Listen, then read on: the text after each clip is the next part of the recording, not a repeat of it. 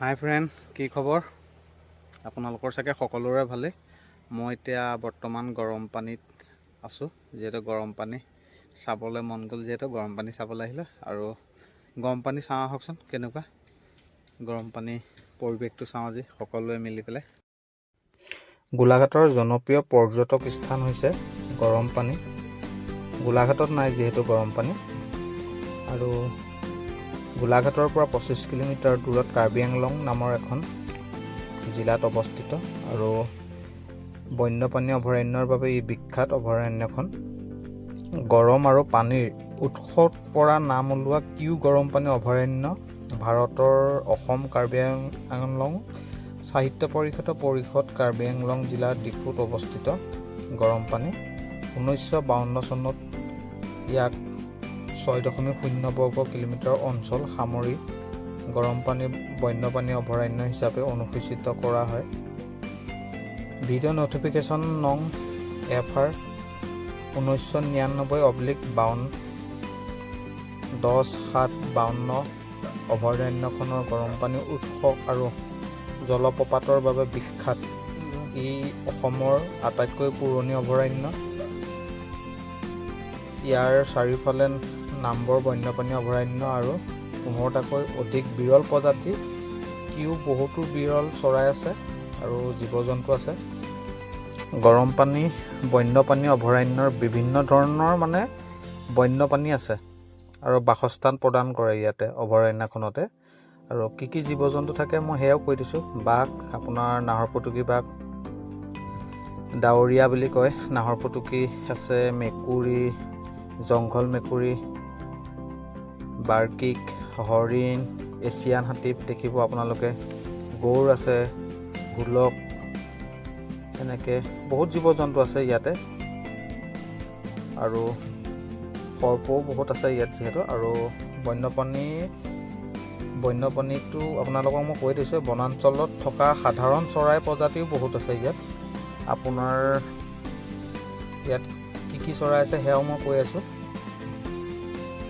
Green pigeon আছে, hornbill আছে, আৰু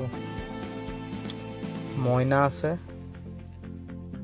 জংগল মাইনা আছে, হিল মাইনা, এনেকৈ ইগল, কিংফিচাৰ আছে, বহুত ধৰণৰ চৰাই আছে।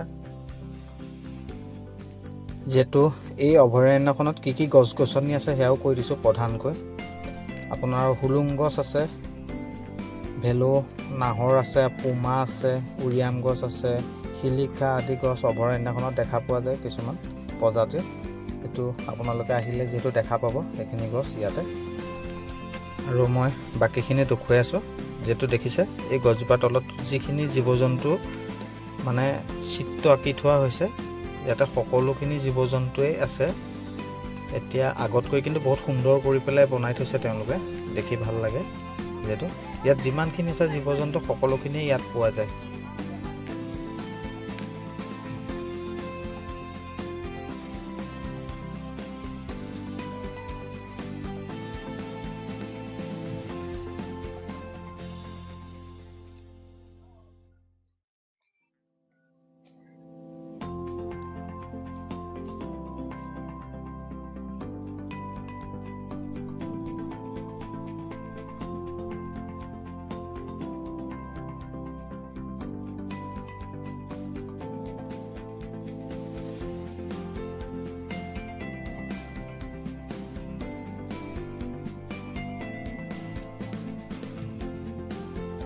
দেখিছে ইয়াত বৰ্ডত লিখা আছে গৰম পানীৰ ভিতৰত গা ধোৱা নিষেধ।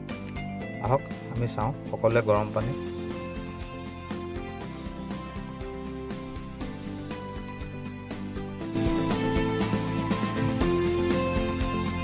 এয়া আমি ফাইনেলি গৰম পানী পালোহি। যিহেতু মই গৰম পানী দেখুৱাম কৈছিলোঁ আপোনালোকক। চাওক সুন্দৰকৈ সজাই ৰাখিছে তেওঁলোকে ইয়াৰ কৰ্তৃপক্ষই। যিহেতু এয়া হৈছে গৰম পানী। চৌপাশৰ দৃশ্য দেখুৱাম মই আপোনালোকক।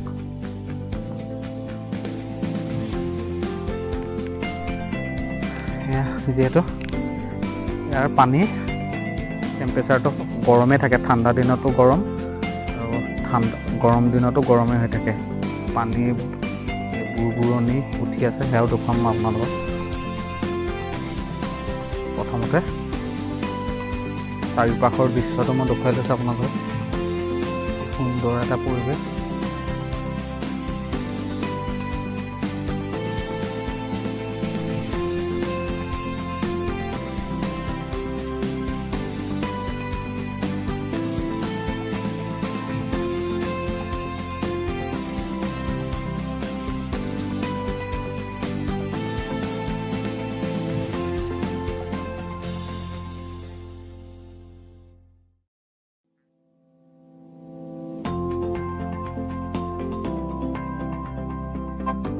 এয়া দেখিছে না পানীখিনি কি ধৰণে বুৰবুৰণি উঠি আছে। এয়া মাজলৈ দেখুৱাই আছোঁ মই আপোনালোকক। এয়া চব কি সুন্দৰভাৱে বুৰবুৰণি উঠি আছে, যিহেতু কিন্তু পানী ইয়াত গৰম।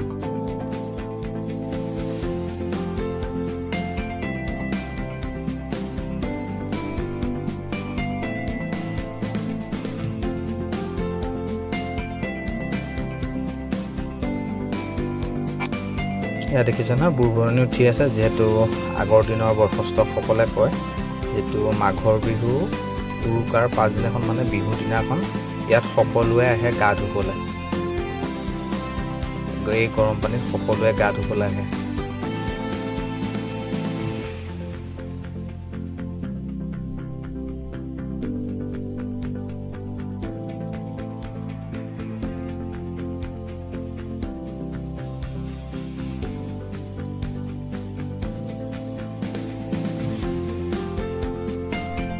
গৰম পানী চাই কেনে পালে কমেণ্ট বক্সত কমেণ্ট কৰি দিব। আৰু ইয়াতেই কাষতে এখন হেংগিং ব্ৰিজ আছে, সেইখন মই দেখুৱাই আছোঁ আপোনালোকক। চাই থাকক আপোনালোকে ভিডিঅ'টো শেষলৈকে।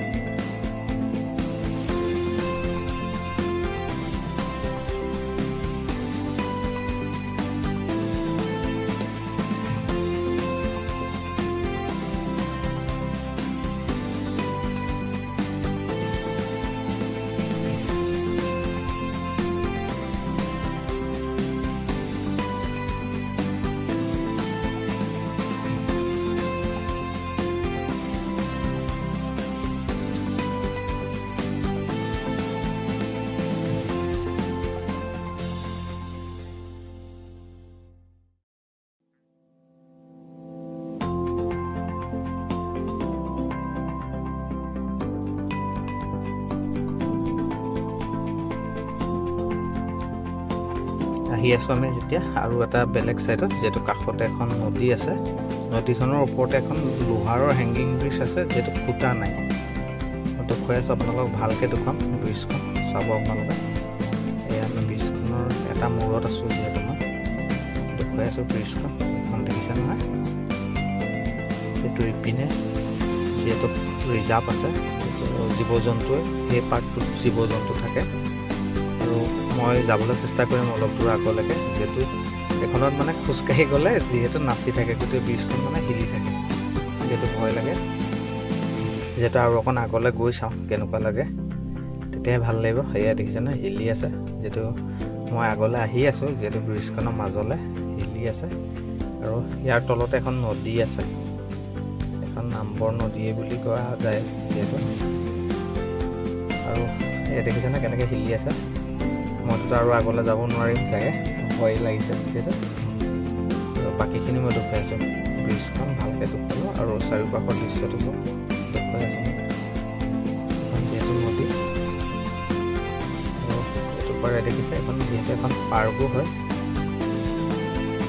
মই যিহেতু আকৌ ৰিটাৰ্ণ ঘূৰি আহি আছোঁ, আৰু বাকীখিনি মই দেখুৱাই আছোঁ, চাই থাকক আপোনালোকে।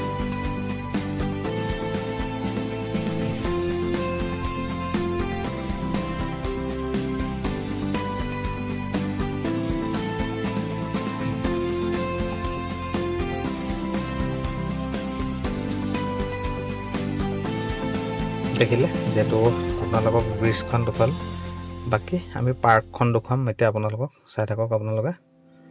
ইয়াত এই ঘৰটোৰ ওপৰত উঠি পেলাই আপোনালোকে ওপৰত চাব পাৰে। মই সেয়াও দেখুৱাই আছোঁ, কি সুন্দৰ এটা পৰিৱেশ। খুবেই একদম বহুত মানে চাইলেণ্ট মুড, মানে যিহেতু এখন পাৰ্ক ইক' পাৰ্ক বুলিয়ে জনা যায়। ইয়াতে সৰু সৰু ল'ৰা ছোৱালী খেলিব পৰা সুবিধা কৰি দিছে, দেখিছে এইখিনি আছে। ইয়াত কিন্তু বহুত ডাঙৰ ডাঙৰ সাপো আছে, অজগৰৰ পৰা ধৰি আপোনাৰ ব্লেক কোব্ৰা সকলোখিনি ইয়াত পোৱা যায়। আৰু বাঘো আছে আজিকালি ইয়াতে, বাঘ চাঘ সকলো দেখা পোৱা যায়। বাকী দেখুৱাই দিম আপোনালোকক। আৰু কোনোবা যদি গোলাঘাটলৈ আহে এইখন পাৰ্কত আহিবলৈ চেষ্টা কৰিব, যিহেতু ভাল লাগিব আপোনালোকৰো। খুবেই এটা বহুত সুন্দৰ পৰিৱেশ, যিহেতু গৰম পানী বুলি ক'লে বিখ্যাত। আৰু ভিডিঅ'টো চাই কেনে পালে সেয়াও কমেণ্ট বক্সত কমেণ্ট কৰি জনাব।